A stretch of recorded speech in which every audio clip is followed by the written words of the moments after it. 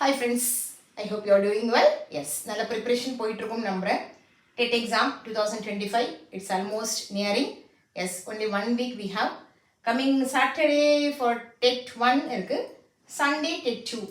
Am I right? Yes. And TET 1, TET 2 mostly வந்து ஈஸியாக இருக்கும் நம்புவோம். ஈஸியாக தான் இருக்கும். எஸ்பெஷலி நம்மளோட இங்கிலீஷுடைய 30 மார்க்ஸ் அப்படியே மேக்ஸிமம் எடுத்துடலாம்.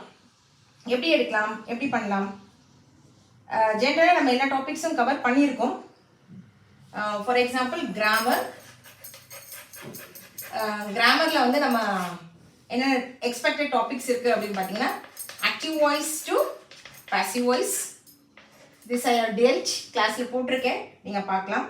And direct speech to indirect speech இதுவும் இருக்குது, ரெடியாக இருக்குது, நீங்கள் பார்த்துக்கலாம். And next simple compound complex, simple complex and compound. Okay, yes, this is also ready. And conditional clauses, that is if clause or unless, if or unless in the conditional clause, we call this as conditional clause. And next, degrees of comparison,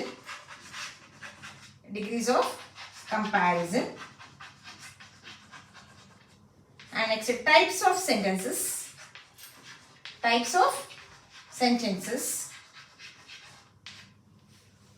Okay, yes. So active voice to passive voice எப்படி பண்ணணும்?